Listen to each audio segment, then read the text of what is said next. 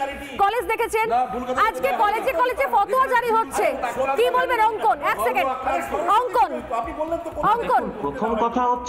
প্রথম কথা হচ্ছে আমরা যে ভারতবর্ষে রয়েছি, সেই ভারতবর্ষে আমরা ডক্টর এপিজে আব্দুল কালামকে দেখেছি, যিনি একজন ধর্মবিশ্বাসে মুসলিম হওয়া সত্ত্বেও, ধর্মের পরিচয় মুসলিম হওয়া সত্ত্বেও তিনি সরস্বতী পুজো করতেন। এবং তাকে যখন প্রশ্ন করা হয়েছিল যে আপনি একজন ইসলাম ধর্মাবলম্বী হয়ে কেন আপনি সরস্বতী পুজো করছেন, উনি বলেছিলেন যে সরস্বতী পুজো ইসলাম, হিন্দু, বৌদ্ধ, শিখ, জৈনের বিষয় নয়, এটা ভারতীয় সভ্যতা, সংস্কৃতি এবং শিক্ষার পরিচয়। তাই এই মুসলমান সমাজকে তো আমরা দেখে অভ্যস্ত ছিলাম। আমরা তো জাকির হোসেন থেকে শুরু করে বিসমিল্লাহ খান, এই সমস্ত মুসলমানকে দেখতাম যারা গর্ব ভরে সরস্বতী পুজো, বাগদেবীর আরাধনা করতেন। কিন্তু আমরা আমাদের একটু পাশে আফগানিস্তানে মা সরস্বতীর মূর্তি ভেঙে দেওয়া তালিবানি মুসলিমদেরও দেখেছি, যেখানে সরস্বতী পুজো বন্ধ করে দেওয়া হয়। আজকে কি এই পশ্চিমবঙ্গে সেই তালিবানি সংস্কৃতি, সেই উগ্র তালিবানি সংস্কৃতিকে টেনে আনা হচ্ছে? আজকে কি জবাব দেব আমরা? আমাদের প্রজন্মকে আমরা কি জবাব দেব? আজকের দিনে দাঁড়িয়ে আমরা যখন দেখতে পাই পৃথিবীর সর্ববৃহৎ মুসলিম দেশ ইন্দোনেশিয়ায়, সেখানে বাগদেবীর আরাধনা বসন্ত পঞ্চমী অনুষ্ঠিত হয়। বসন্ত পঞ্চমীর অনুষ্ঠান ওখানকার যে ন্যাশনাল চ্যানেল রয়েছে সেই চ্যানেলে সারা দিন ব্যাপী সম্প্রচারিত হয়। তাহলে ইন্দোনেশিয়ার মতো একটি মুসলিম দেশ, সেখানে যদি বাগদেবীর আরাধনা হতে পারে, এ কোন ধর্মান্ধতা, এ কোন উগ্র মৌলবাদী জিহাদি শক্তি, কোন তালিবানি শক্তি, কোন দারুল ইসলামের নামে ভারতকে, পশ্চিমবঙ্গকে হিন্দু শূন্য, হিন্দু সংস্কৃতি ধ্বংস করে দেওয়ার এই প্রচেষ্টা চলছে। এবং আমরা তো খবর পাচ্ছি, এই যে যেমন ধরুন একটু আগে দেবাশিস স্যার বলছিলেন যে বামপন্থীদের সংস্কৃতি, আমার কলেজ প্রেসিডেন্সি ইউনিভার্সিটিতে ডিরোজিয়ান আইডিওলজির নাম করে কোনোদিনও সরস্বতী পুজো হয় না। সেখানে তৃণমূল কংগ্রেস একদিকে মানে তাদের ছাত্র পরিষদ আজকে আওয়াজ তুলেছে যে আমরা সরস্বতী পুজো করব। তা সেই তৃণমূল ছাত্র পরিষদের কাছে আমাদের প্রশ্ন যে আপনারা আজকে কোথায়? এই ছাত্র নেতা, যে ছাত্র নেতা অভিষেক বন্দ্যোপাধ্যায়ের সাথে ওঠা বসা করেন, কত বড় আসপর্দা থাকলে, এর উত্তর পাওয়া যাবে না অঙ্কন, এর উত্তর আপনি খুব ভালো করলেন। আপনি প্রাক্তন রাষ্ট্রপতি আব্দুল কালামকে দিয়ে শুরু করলেন। আমি জাস্ট লাস্ট সর্বশেষ এডিশনটা করে দিই। উনি চলে গেছেন 1928 এরপর ক্ষুদিরাম বসু কেন বোম মেরেছেন উনি বলবেন, তাহলে প্রত্যেক অল্পবয়সী ছাত্রদেরই এখন উচিত রয়েছে বোম মারা, কারণ তারপর দেশটা স্বাধীন হয়ে গেছে। তো সেই সময়ের সঙ্গে এই সময়ের বিস্তর পার্থক্য রয়েছে। রশিদ খান তিনি এখন নেই, তার বাড়িতে দীর্ঘদিন সরস্বতী পুজো হয়েছে গানের স্কুলে।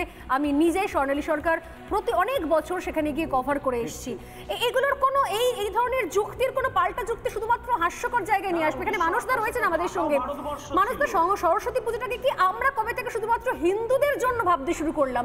এটা তো আমাদের সংস্কৃতির পার্ট হয়ে দাঁড়িয়েছে, একটা ভারতীয় সংস্কৃতির নয় কি? একেবারে শুধু ভারতীয় সংস্কৃতি নয়, মালয়েশিয়া, কম্বোডিয়া, থাইল্যান্ড, জাপান, এরকম অনেকগুলো, অন্তত 12টা দেশে সরস্বতী পুজো হয়। তার মধ্যে জাপানে বাইজেন ডান নামে পুজো হয়, যার হাতে ম্যান্ডোলিন থাকে। এবং সেটা সৌভাগ্যজনক যে সেই সরস্বতী পুজোটা কিন্তু এই বসন্তী পঞ্চমীর দিনেই হয়। আমি জানি না ওরা কি করে এই তিথি ঠিক করে, কিন্তু সেটা কিন্তু এই দিনেই হয় এবং 2-3 দিন ধরে হয় আর কি। আজকে যেহেতু আমরা 4 জনই শিক্ষক আছি, আমরা দীর্ঘদিন শিক্ষকতার সঙ্গে যুক্ত, এটা একটা ভালো খবর যে আজকে সেই বিতর্কের অবকাশ নেই। আমরা দায়িত্ব নিয়ে বলা যায়, দেবাশিস দা আছে, পঙ্কজ দা আছে, আজিজুল দা আছে, আমরা কখনো ক্লাসে ঢুকে কি এটা বিচার করি যে কোন ছাত্র হিন্দু, কোন ছাত্র মুসলিম? সেই দুর্ভাগ্য যেন আমাদের কোনোদিন না হয়। রাজ্য সরকার আমাদেরকে যেন সেই দৃষ্টিভঙ্গিতে বাধ্য না করে যে যখন একজন শিক্ষক ক্লাসে ঢুকে হিসাব করবে যে তার কোন ছাত্র হিন্দু, কোন ছাত্র মুসলিম। দীর্ঘদিন শিক্ষকতা হয়ে গেছে আমাদের, সুতরাং এই দুর্ভাগ্য যেন না হয়। সরস্বতীকে নিয়ে বিতর্কটাই পশ্চিমবঙ্গে দুর্ভাগ্যজনক, কারণ পশ্চিমবঙ্গের আষ্টে পৃষ্ঠে সরস্বতী জড়িয়ে আছে। কেন জড়িয়ে আছে? কারণ সরস্বতীর আলাদা কোনো মন্দির নেই। সরস্বতীকে বলা হয় ত্রক্ষরে ব্রহ্মবাদিনী, মানে যেদিন থেকে তোমার অক্ষর পরিচয় শুরু হলো সেদিন থেকে তোমার যে প্রতিনিয়ত কথা বলা, সেইটাকে বলা হয় সরস্বতীর রূপ। এবং একমাত্র দেবী সরস্বতী, যেটা বৈদিক সভ্যতা থেকে, হরপ্পা থেকেও পাওয়া গেছে সরস্বতীর মূর্তি, বৈদিক সভ্যতা থেকে এখনো পর্যন্ত সমানভাবে আছে। থাকার কারণই হচ্ছে আমাদের যে বোধ, বুদ্ধি, শুভ বুদ্ধি, আমাদের যে কলা, মানে যে কারণে আমাদের মনুষ্যত্ব বলা যায়, মানে পশুর সঙ্গে আমাদের তফাৎ হচ্ছে আমাদের অতিরিক্ততা, সারপ্লাস অফ ম্যান, যেটা রবীন্দ্রনাথ বলেছেন, বাগদেবী। তার কারণ পশুরা যা যা পারে না, নাচ গান, তার অনুভূতির প্রকাশ, সেইগুলো পারি বলে আমরা মানুষ, আর সেই প্রকাশটাকে বলা হয় সরস্বতীর প্রকাশ। এইবার সেইটাকে যদি বন্ধ করে দেওয়া হয় তাহলে আমাদেরকে ধরে নিতে হবে পশ্চিমবঙ্গে শুভবুদ্ধির অভাব ঘটেছে, পশ্চিমবঙ্গে বোধের অভাব ঘটেছে। কারণ সরস্বতী আলাদা কিছু নয়, সরস্বতী আমাদের বোধ বুদ্ধির প্রকাশ। খুব সুন্দর, আমরা ভালো গান গাইলে বলি কি সরস্বতী বাস করে কণ্ঠে। হ্যাঁ, একদম ভালো লিখলে বলি। খুব সুন্দর লাগলো বিশ্লেষণ। আমার এটুকুই বক্তব্য যে শেষ করার পর চারজনই অধ্যাপক রয়েছেন, বাইরে একজন রয়েছেন যিনি বিজেপি করেন, তার সঙ্গে সঙ্গে রিসার্চও করছেন। তো এই প্যানেল থেকে আমার এটাই বক্তব্য যে না, আমরা এর আগে পরে অনেক যুক্তি কুযুক্তি, অনেক সাফাই সবকিছু রয়েছে, কিন্তু একটা জায়গাতে অন্তত এখানে থাকা প্যানেলের সমস্ত অধ্যাপকরা একটা বিষয়ে সহমত যে এটা সংস্কৃতির মধ্যে রয়েছে এবং এখানে আলাদা করার, বাছবিচার করার কোনো জায়গাই নেই। আমরা ভাবতেই পারি এটা সব থেকে বড় দুর্ভাগ্য। এই খবর আমাদের দেখাতে হচ্ছে, এই খবর নিয়ে আলোচনা করতে হচ্ছে। আমার অনুরোধ মাননীয় মুখ্যমন্ত্রী মমতা বন্দ্যোপাধ্যায়কে দয়া করে এই ধরনের বিতর্ক যেন না তৈরি হয় তার জন্য কড়া পদক্ষেপ নিন। স্কুলগুলোয় সরস্বতী পুজো হবে না, কলেজগুলোয় সরস্বতী পুজো হবে না, যারা করতে চাইছে, যদি দুজন স্টুডেন্টও চায় তাহলে সরস্বতী পুজো যেন হয়, এটুকু আপনি এনশিওর করুন, নিশ্চিত করুন। সময় একদম শেষ, প্রত্যেককে ধন্যবাদ জানিয়ে শেষ করছি, সঙ্গে থাকুন।